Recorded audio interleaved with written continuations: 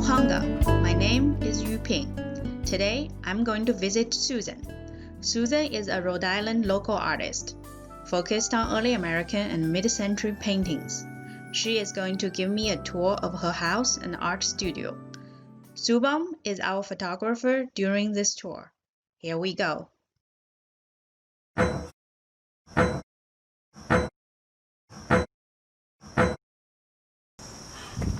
Hello. Hi. Hi. Who do we have here? This is Angus. Come on in. Good boy. Be a good boy. So fresh. So welcome. Thank you. So this is my home. This is a mural that I painted representing Block Island, where I spent a big part of my childhood. My home in Vermont, Scottish countryside, all kinds of places that I love and have traveled to. This is cool. Yeah, so I'm a big fan of American history and have my Civil War ancestor here, and I'm a member of the DAR. I love all that stuff. I love American history, paint a lot of American history. This is my father's great-great-grandfather. His name was Theodore Wood, and like most Vermont Civil War Union soldiers, he died in the Battle of the Wilderness in Wilderness, Virginia. Most Vermont soldiers died in the Battle of the Wilderness in one day. It was a massacre, but he is an ancestor of mine. And I do paint a lot of Lincoln, Washington, Revolutionary and Civil War history. It's just very dear to my heart. A formal living room where I have a lot of my early American art. That's a painting that I did this summer of George Washington, Martha Washington, and her children in a very imagined scenario with sparklers at the 4th of July in the back of Mount Vernon on the Potomac River. That's just a very idealized, I'm sure that never really happened, but that's art. I can do whatever I want. This is a tavern sign that my husband Bill built and I painted of Angus MacDuff in traditional Scottish dress. It has a distressed finish. And after I posted this, I got a lot of commissions to paint, and I'm still doing them, people's pets as tavern keepers. This is a toy chest that I painted for when kids come to the house, and in my heart, it's Christmas year round. So I have Santa on the front because what means more about toys than Santa? I mean, Santa is toys. And then an early American toy store on the front. That's just an old chest that I bought at a yard sale and painted. Wow. This is a mural in the early American style of Rufus Porter, who was an itinerant painter who painted in the 1830s, 40s, and 50s all through New England. And it's a mural depicting the town that I live in, Warwick, where the British ship the Gaspee was burnt by colonists. Oh, okay. And it was one of the starting points of the Revolutionary War. So I didn't want to paint it on fire, so I painted the colonists are coming out to the Gaspee from the Warwick waterfront in Patuxent Village to burn the Gaspee. This is a painting that I did of Richard and Mrs. Smith, who lived in Smith's Castle in Wickford, and they were some of the first tradespeople in Rhode Island. Okay. They traded with, it was a trade, they lived in a trading post that Roger Williams Okay. used, yeah. And behind you, I have a little portrait of Ben Franklin Okay. that I did recently. This part of the house I call the Atomic Lounge. This is my homage to the 1960s and 70s in America, and I put my very kitschy, fun paintings that depict home life in the 60s and 70s, and people gift me lovely beer signs, Starburst clocks. So I love Howard Johnson's. I have a shadow box that's a tribute to Howard Johnson's here with some Howard Johnson's ginger ale. It's a prized possession. It's never been opened. Ooh. It's a treasure. Howard Johnson's is a chain of restaurants and hotels. Wyndham Hotels owns them now, but they used to have orange roofs. They've tried to make them look classy, and they're not cool like they were, but they used to look like that. And I paint Howard Johnson's a lot. I do paintings of Howard Johnson's. This is a painting of the cast of Star Trek. Of course. Except Mr. Scott is my Scottish Terrier. Everyone else is their regular selves. But Mr. Scott is Angus. Yeah.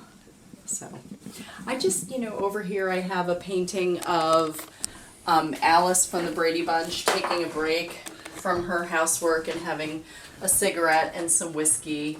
Her vacuum is stopped right over there. And then, I'll move this. This is a painting of Darren and Samantha at a local diner in East Greenwich, the couple from Bewitched, which was a show in the 60s that I loved. So you've taken pop culture and put them in the context of where you live. And then I love food, and right now it's summertime, so I have a lot of my ice cream paintings up.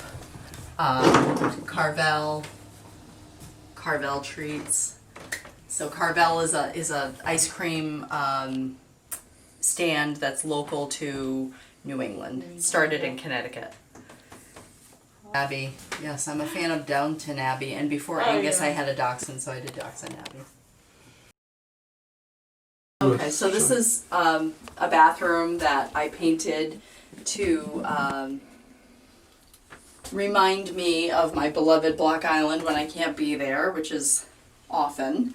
And my parents still live there, so I'm lucky I get to visit a lot. But there's the ferry, and it's just when you have a small room like this and you can paint a mural all the way around, it really opens it up and makes it more fun and interesting.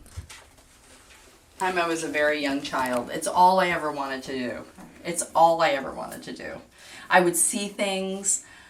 I would go out in public, go out to the store. I would see a beautiful cake or I love to paint like elderly people. I love to draw and paint. My parents would have friends over, and I would draw them all, and they thought it was so cute. Like, oh, that's so sweet. But I thought my paintings were like really serious, and they were just laughing. But I was like 6 years old, and I thought they were legitimate portraits, and they were, some of them still exist and they're kind of hilarious. But I always wanted to capture mostly food and people. That's great. So your parents were very supportive. They were very supportive. I'm lucky. I love Pyrex. I collect Pyrex. Kind of a fan of the Americana motif on the Pyrex. But I do have quite a bit of it, and sometimes I incorporate it into my paintings. Yeah. Hello. I just can't get enough of the retro wonderful things from the 1950s and 60s, partly because they remind me of my childhood, and partly because I just think they were so beautiful. Like, this refrigerator is new, but I had it made to look old. I had it built to be two-tone, and I chose the colors, and same with the stove. It's new, but I had it made to look old because I just love these old things. So there's a mix in my house of old and new. And over here I had these shelves put in so that I could display my Pyrex and this was actually in my parents' cupboard. I think they would actually have used it if I hadn't taken it from them, and it's probably expired in 1974. Seriously, I took it like 2 weeks ago. There's a price on it of 22 cents, or 2 for 43. How about that? 2 for 43 cents.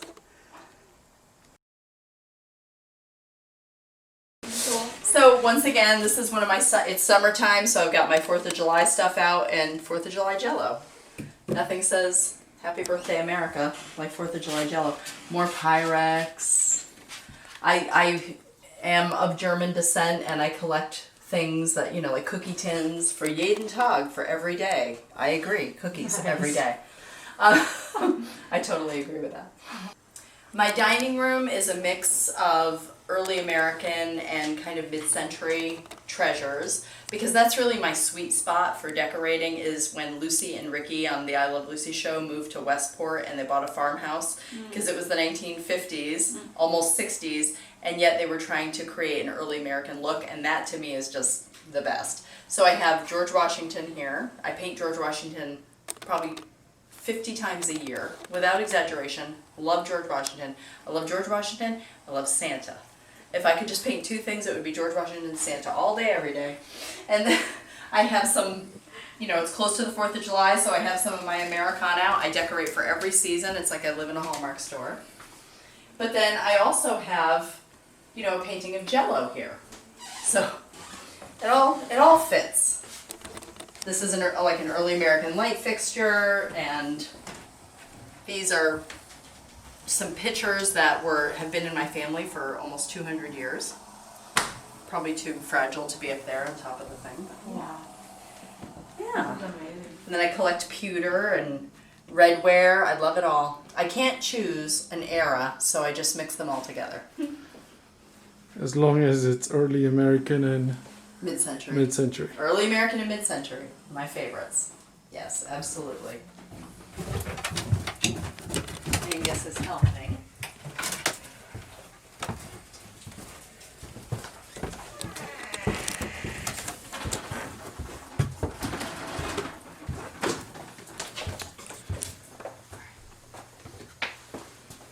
Wow. This is where I do most of my painting, down here in my studio. I've got several projects I'm working on right now. Lots of natural light. This is where I set up my work. Right now I am working on a commissioned portrait of a father and son who live in an early American house in Connecticut, and his wife, his mother, asked me to paint this as a gift for her, that she's just wanted this for a long time. So they posed in t-shirts and shorts holding replica rifles, and that's what I'm working on right now. And people have early American homes and they decorate in a colonial way. They want representations of their family members on the wall, but they don't want the 8x10 color photograph. They want it to look like part of their decor. So they have me paint a portrait. This is another one that I'm working on right now of 3 teenagers, their mother and their cat. It's in the early stages, but their mom had me paint this. I'm painting from a photograph of he's wearing a t-shirt, she's wearing a tank top, she's wearing, you know, just regular clothes. So I do that quite a bit. And I really enjoy that. I enjoy working in my studio and being able to be home, and it's a lot of fun. And then of course, you know, omnipresent Santa painting. There's always a Santa painting in my studio. I'm always working on one. People are usually very excited, and I send them photographs along the way and say, how do you like it? How's it coming? Neither of these people live near me, but before I mail it to them, before I ship the paintings to them, I will get their final okay on how things look, because parents and wives and husbands have different ideas about how their portrait appears. Do you know what I mean? Like, have you ever seen a photograph of yourself and you say, that doesn't look like me, but you know it's a photograph of you? Like, it's definitely you. That happens with portrait painting. I might think that this person has a certain shape of their face that their wife doesn't say, or their mother, so she may ask me to change something, and I'll change it, and I won't ship it until they're happy. Nice. Yeah. Did that happen a lot? It happens all the time. And that's the beauty of artwork. That is the beauty of artwork. You can change it I would to give what you myself want. just one chin, you know, if I was painting. I would take 10 pounds off. I'd be like, yeah, I have a 30-inch waist. Yes. That's what I would do. So this is a Santa Claus painting that I'm working on right now. I just put his clay pipe in. He's got the rosy cheeks. The snow is falling. It's August. It doesn't matter. It's always Christmas in my heart, like year-round. And also Halloween. I paint Halloween year-round. Just a lot of fun with Santa. This is a painting that I did not too long ago of the movie Psycho. This is the Bates Motel The house is up on the hill, but instead of the Bates Motel, it's a Howard Johnson's. Because it's awesome. That's all. There's no reason to paint this except that you're laughing and you're smiling. Like that's the only reason. And I think it's kind of pretty, but I mean, it's hilarious. And humor is important to me. It's very important to me. I'm not trying to end, man's inhumanity to man. That's too big of an order, but I can make you laugh. So it goes back to the statement you made earlier. You want people to smile. Yes, I do. And so your work is influenced by that. Oh yeah, very much so. This is a painting that I'm working on because I love Christmas. I also love Halloween. Very big deal in my life. I start decorating my house October 1st. This painting is in the works. My kids grew up in the 90s and they loved a movie called Hocus Pocus. That was a Disney movie that was filmed in Salem with 3 witches. So I know that a lot of people their age grew up watching that, and of course I watched it 100 times because my kids watched it. But this is the witch's house in Salem. This is a real house that exists in Salem called the Witch's House. These are both real houses that are in the movie, and this is the house that some of the characters lived in. But I added the 3 witches at the top, and there's a pumpkin cart being driven by a horse and some trick-or-treaters. And I'm still not done, but I will sell this original painting, but I'm also going to make prints of it because I know that it's going to have a wide appeal, and there's only one original. So this is not a commissioned. This is not a commission piece. This I just painted like from my heart because the idea came to me that I would love to look at this, that I would love this hanging in my house, that it would be delightful to my kids and myself to look at this. And my children are grown-ups. I'm a grandmother. They're grown-ups. They have their own houses. So for me, it's important that I take time to paint every day, and which I love doing. It's not like a discipline that I have to make myself do it. But when I have commissions coming in and I'm painting murals in people's homes, it's also important that I make the time to paint the things that I imagine, like Bates Motel, Howard Johnson's, and Santa, and all those things that are just, from my heart, because that's the work that is very, very special to you. No one else can paint from my heart. When I was younger, I used to think all the time before I started painting, what would somebody buy? I'll paint this thing because somebody will buy it. I will paint, and that didn't work very well because you're just painting the same things that are out there already. What I paint from my heart and my imagination are really original images that no one else has. That's great. So how would you feel when you have to part if there's something I'm really, really sad to sell, I will not sell it. I'll hold on to a painting for 5 years sometimes before I sell it, before I put it out on the market. I might keep that for one fall in my house, and then I'll move, because I'll have 4 more Halloween paintings. I only have so many walls. Mm-hmm. I'll have so many more Halloween paintings in my mind that I need to just make it happen.